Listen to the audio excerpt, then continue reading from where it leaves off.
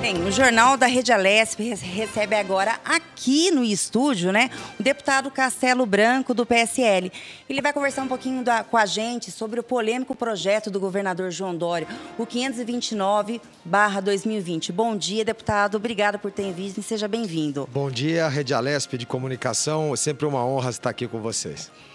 Deputado, vamos começar falando sobre esse projeto, que hoje é o que é mais discutido aqui dentro da Assembleia Legislativa. Qual que é a sua opinião sobre esse projeto de lei ofertado pelo governador? Bom, eu vou tentar ser educado e técnico. Educado. Eu acho que o espírito foi bom. O Estado precisa de uma reforma administrativa, sim. Isso já é pleito antigo. Mas a forma como veio não é adequada. É até uma afronta essa casa, porque eles misturam assuntos totalmente díspares, disléxicos, dentro de um tema só.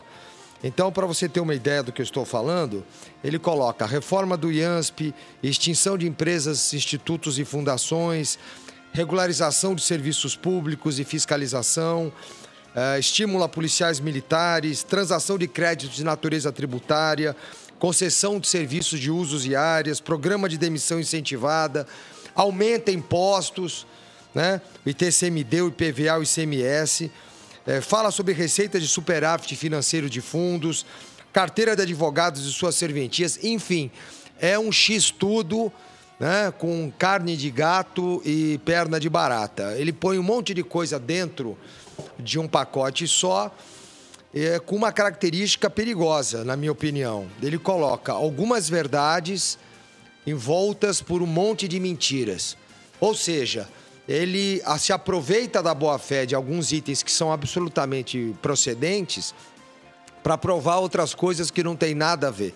Cada assunto desses deve ser tratado individualmente. Ora, para a senhora ter uma ideia, uma proposta dessa, que já tem 600 emendas, então já vê que não funcionou. Depois tem outra, eu acho fora de hora, no meio da pandemia, isso me causa impressão de má fé, que aproveitar esse momento para passar no tapetão. Todo mundo sabe que o governador tem a maioria na Alesp, de um jeito ou de outro.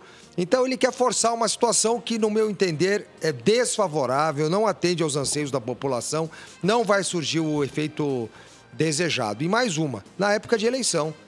Isso aqui é um tiro no pé, né? Porque isso aqui vai gerar desemprego, isso aqui vai gerar família sem renda, isso aqui vai gerar um monte de problema. E volto a repetir para finalizar essa resposta à sua primeira pergunta.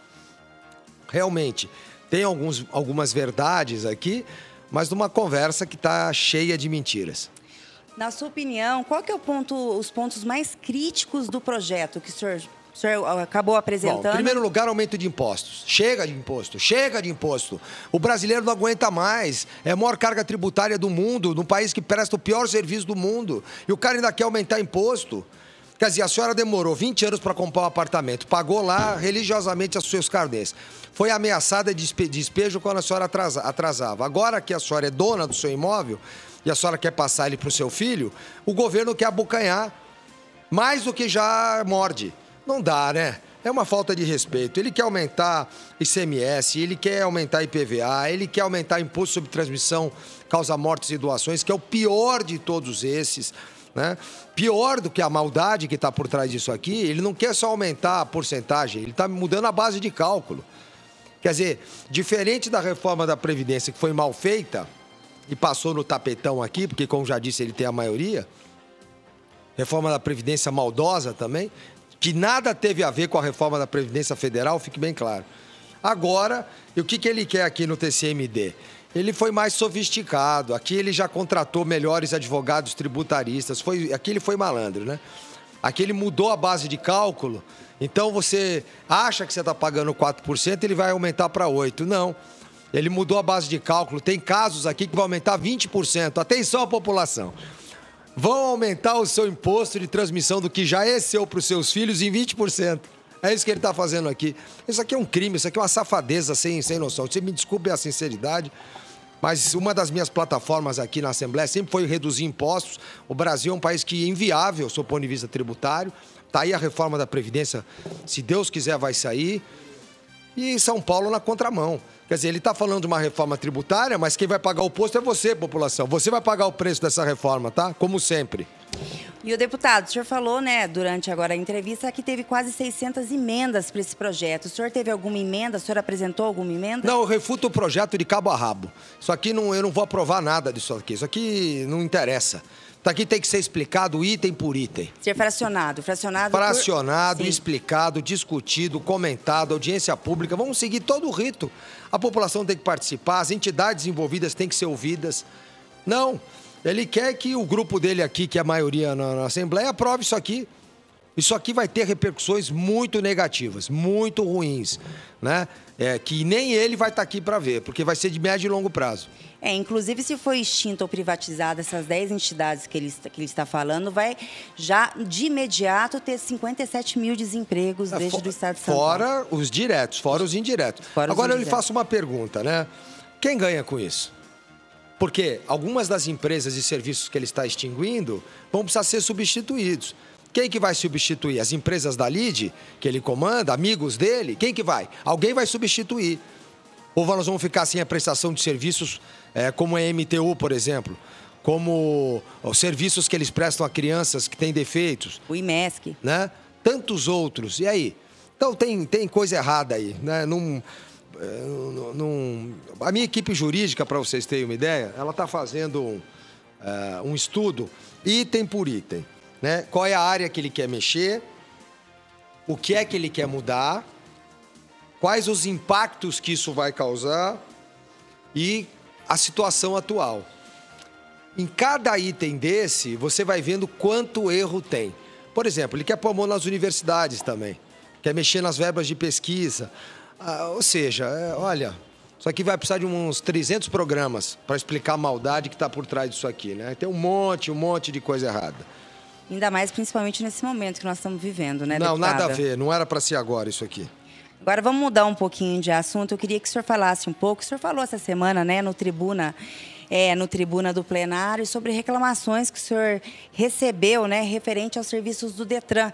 E hoje o Detran ele fez uma parceria com o Poupatempo, né, dizendo que está oferecendo 340 serviços para a população.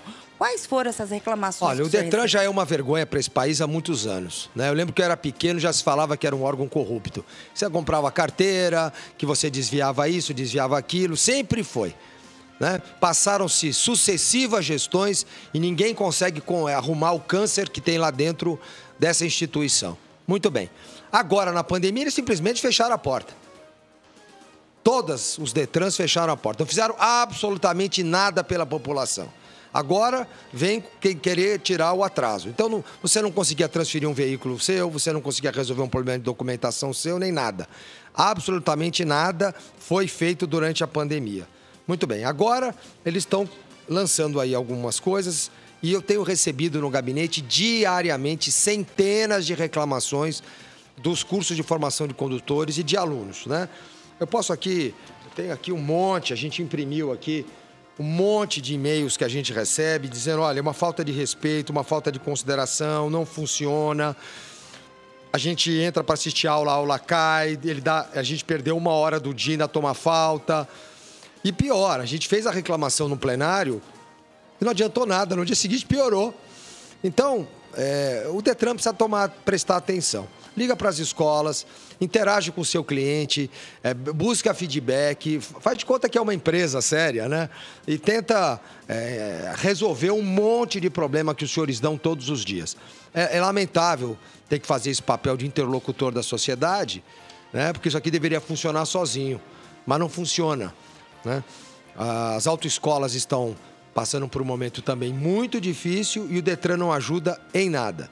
E esses serviços virtuais que eles vêm falando, os aplicativos, que todos os serviços estão funcionando pela internet, eu acho que também não funcionam? Não estão funcionando como deveriam, tem falhas, precisa se rever, precisa falar com a ponta da linha. Faz uma pesquisa de opinião com o seu cliente, aplica um telemarketing para você saber o que está acontecendo. Não é fácil falar. Vai lá ver se o usuário está feliz com a prestação de serviço do Detran. Não está. Não está. Qual que seria um planejamento de ação que o senhor faria nesse momento, então, no Detran? Você tem 3 linhas de ação. Primeiro, você precisa arrumar a questão da documentação lá. Né? Segundo, precisa como todo órgão público, de uma forte ação contra a corrupção dentro do Detran. É corajoso falar isso, mas eles sabem que é verdade. E terceiro, as escolas de formação de condutores, os CFCs e os alunos que querem tirar sua carteira agora e começar uma vida correta dentro do Detran. Por que eles não ajudam isso? Não está funcionando. Não está funcionando. Nós temos reclamação, olha, são 645 cidades, pelo menos quase 300 cidades que têm CFC, mandaram cartas e e-mails para nós reclamando do serviço do Detran. Não funciona. A aula cai, aí é uma lista de coisas. Eu não vou nem ocupar seu tempo no programa, é tanta coisa, né? Merecia um sistema de gestão da qualidade lá. Então, aqui durante a pandemia, não sei se tem um projeto aqui, os PDOs, né? Alguns deputados eles se reuniram para fiscalizar as contas e referente aos gastos com os hospitais. Você acha que também não funcionaria montar uma equipe com os deputados para começar a fazer também essa fiscalização financeira nesses órgãos? Já teve CPI, né? Já teve um monte de coisa. CPI, às vezes, é para inglês ver. Né? As CPIs são direcionadas, não são conclusivas, né? Pelo pouco tempo que eu tenho na casa, eu já percebi isso. Então, já foi feito o CPI do Detran. Né? E não teve resultado? Aparentemente, não. Vamos falar também um pouquinho, né, que o senhor tem um projeto aqui em tramitação na casa, que é a PL 105 de 2020, né, que é o programa Veículo na Hora. O que isso significa, deputado? Explica para os telespectadores. Olha, isso aqui é o seguinte, quem de nós já não passou por uma blitz, pede-se a sua documentação está irregular, o cara recolhe o seu veículo. Eu acho uma falta de respeito com o cidadão. Se ele não está envolvido em algum ilícito penal e se ele não tem pendência judicial em relação ao carro, que são assuntos separados, se ele tem um problema de regularização de multa ou se ele se esqueceu de pagar o IPVA, ele tem que ter condições e tem que ter um prazo para ele fazer isso. Não. Primeiro de tudo, eu queria que o senhor soubesse o seguinte, eu acho o IPVA imoral, né? Por que você tem que pagar imposto de uma coisa que é sua? Você sabe como nasceu o IPVA? O IPVA nasceu nos anos 70, porque o governo não tinha rodovia pedagiada e queria recolher imposto seu, que comprou o seu carro com o seu dinheiro, mas ele queria abocanhar uma parte. O IPVA é alto. Chega a 20% do veículo, dependendo do carro. Bom, muito bem. Aí ele pega isso para melhorar a estrada. Muito bem. Hoje, 50 anos depois, as estradas são quase todas privatizadas, pedagiadas, mas ele continua querendo abocanhar esse imposto. É a fome arrecadatória do Estado. Inclusive, o projeto do governador, ele tenta ficar igualitário, né? Todos vão pagar o mesmo IPVA, independente de ser deficiente físico ou não, né? A questão do deficiente físico a gente vai falar daqui a pouco. Para mim, tinha que acabar com esse IPVA. Agora, dessa que ele não quer perder receita, né? Por que em países mais desenvolvidos não tem isso? Como os Estados Unidos, por exemplo. Né? Porque ele quer morder. Então, já começa que eu não concordo com o IPVA. Mas, voltando ao tema, o cara não licenciou o veículo, não pagou o IPVA, eu vou ficar com o teu carro. Vou aprender o teu carro. Eu tenho que ter uma oportunidade, eu tenho que ter uma chance de regularizar isso. Então, o projeto de lei prevê que o seu carro não seja recolhido, que seja lhe dado um prazo para você pagar. Você fica, desde já, sob pendência. Você pode pagar isso via aplicativo, se você tiver recurso no banco na hora, ou pode pagar depois. Só um minutinho, só dar uma... Por favor, você agora que acompanha, a partir de agora, a transmissão vai ser aqui na TV da CPI, da transmissão da reunião da CPI, Violência Sexual contra Estudantes de Ensino Superior. E você assiste o nosso jornal da Rede Alesp pelo canal do YouTube. Voltando, deputado. Voltando. Então é isso, o projeto de lei agora virou, de fato, decreto lá no Rio Grande do Sul. Né? Parece que eu combinei com o nosso querido governador do Rio Grande do Sul, mas nós falamos a mesma coisa, lá está funcionando, virou lei. Eu acho muito saudável, a população se sente mais justa na questão de veículos. Né? O Brasil tem 3 problemas graves em relação ao veículo. Um primeiro são os órgãos reguladores do Detran, que a gente já falou há pouco. O segundo é a indústria da multa, né? Que é um absurdo. E o terceiro, o cara recolher seu carro porque você está com IPVA ou não está licenciado. Eu não acho correto. E sobre o que o senhor acabou de falar, que o senhor ia falar sobre os deficientes físicos, que no projeto do governador João Dória está falando que eles também devem pagar igualzinho aos outros, né? Olha, eu aproveito a oportunidade para agradecer a deputada Carla Morando, do PSDB, deputada a qual eu respeito e ouço com muita atenção, porque sempre fala com muita propriedade. E a deputada Carla, recentemente, pegou as medidas do governador aqui e começou a apontar item por item. Alguns ela me convenceu, outros não. Mas um dos que ela me apontou é que havia um pacote de isenções para deficientes físicos e houve fraude, né? Houve ilícito, houve corrupção, houve gente cadastrando pessoas para ter isenção que não era verdade, números absurdos, milhões para os cofres públicos. Então, o critério tem que ser mudado para que realmente tenha o privilégio quem merece ter. Então, se esse é o espírito desse pedaço do pacote, eu concordo, né? Mas ainda assim nós precisamos analisar com mais carinho. Mas assim como ela apontou este problema, outros que o governador aponta também merecem uma revisão, né? Porque há ilícito, porque houve coisa errada no passado, etc. E isso aí é o olhar do administrador necessário, no caso o governador, que quer fazer uma boa gestão. Mas o pacotão não vai descer assim, não. Né? O senhor acha que a gestão do governador Dória, tirando o projeto de lei, tem sido satisfatória, principalmente pelo fato como ele tem procedido, né, e como ele fez esse Plano São Paulo para evitar essa pandemia ou não? Qual que é a opinião do senhor sobre isso? Eu vou fazer uma opinião bem isenta e bem técnica. Primeiro, eu votei no governador Dória, né? Fui um dos poucos deputados estaduais que o apoiou abertamente, né? Naquele jogo do segundo turno das eleições 2018, ele reunia melhores condições do que o seu adversário. Isso eu defendo até hoje. Ele é um bom gestor, ele tem bons princípios de gestão.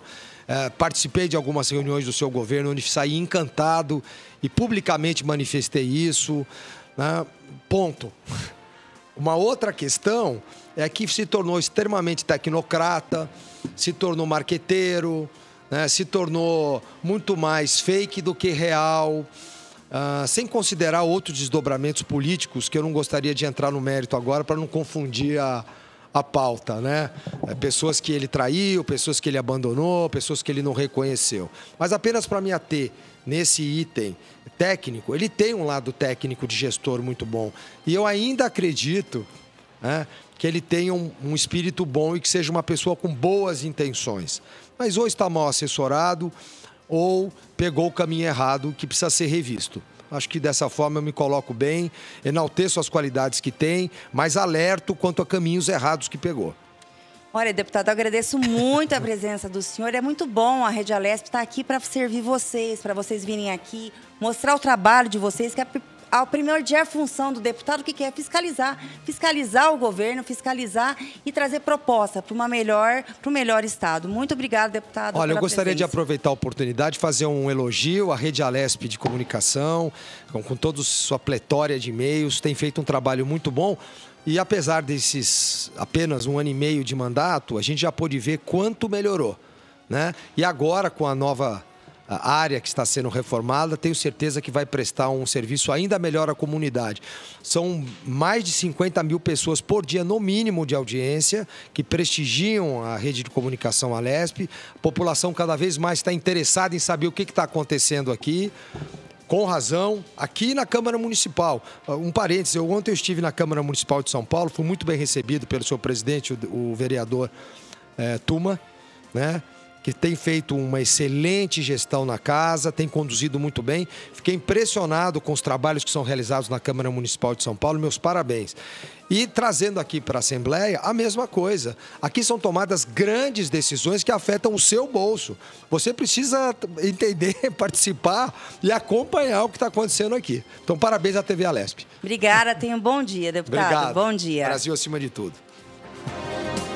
A Rede Alesp acabou de falar com o deputado Castelo Branco, que veio direto na redação para dar opinião sobre o novo projeto de lei proposto pelo governador João Dória, que tramita aqui na casa, que é um dos assuntos mais discutidos hoje aqui na Assembleia Legislativa.